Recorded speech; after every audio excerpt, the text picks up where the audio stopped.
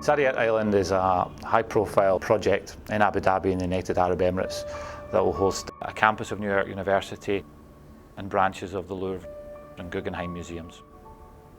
The men who've built these institutions come from some of the poorest countries in the world. It's been 5 years since we first documented serious abuses on Saadiyat, and we did note some improvements.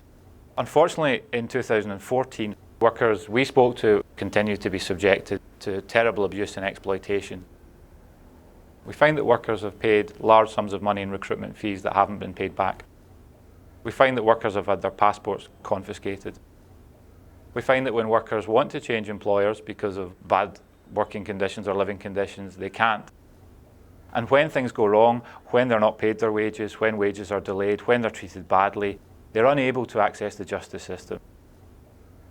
Workers strike করলো কেন হঠাৎ করে? ওই যে salary সমস্যা, salary বাড়তেছে না, 8 বছর 9 বছর হয়ে গেছে স্যালারি বাড়তেছে, নতুন লোক আনে আমাদের ডবল স্যালারি দিয়ে। আপনি কত পেতেন আপনার মাসে? মাসে তো আইতো কত 1000। There had been strikes to protest low pay and conditions, which led to the arbitrary and mass deportations of huge numbers of workers. They're rounded up with a view to punishing a large section of the workers and ensuring that no further worker disturbances arise. It's a very clear message that the UAE sends to workers, which is don't protest, just keep quiet and accept what you've got. We travelled to Bangladesh to track down 2 groups of workers who were deported from the country to get their side of the story.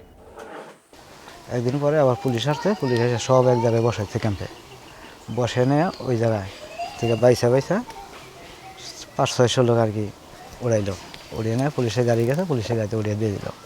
ঠিক আছে, আমাদেরকে মানে হাতের মধ্যে যা পড়ছে তারা উঠেই নিয়ে গেছে।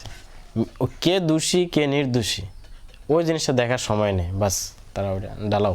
মানে আমার সাথে যে আচরণ করছে, আমার এমনি ধাক্কা দিছে, একটা থাপ্পড় লাগছে, এই অন্য কিছু না। তারা আরও বইতে লেখছে আর বলছে সাইন করো জেলো। আমার নিচে জেলো 9 দিন জেল খাটে এরপরে আবার এয়ারপোর্ট আইনে নিজে কিছু তুমি টিকিট ওকে হয়েছে তুমি লাগে এই করতে হবে। The fact that workers are unable to call for a basic improvement in their rights seems to be entirely antithetical with the presence of educational institutions like NYU and museums like the Louvre and the Guggenheim. To their credit, they did support the institution of codes of conduct. In the Code of Conduct for NYU workers, it states that no worker should be subjected to intimidation, harassment or retaliation in an effort to resolve worker disputes. The research we've conducted shows that the enforcement of these codes of conduct is entirely inadequate, and unfortunately these institutions aren't doing what they need to do to ensure that workers are protected. বিদেশ থেকে আসার পর কোনো কাজ কামি করতেছে না, মানুষের পয়সা পাইব, পয়সা পাতির নিয়ে টাকাটা করে দিয়ে হারতেছে না।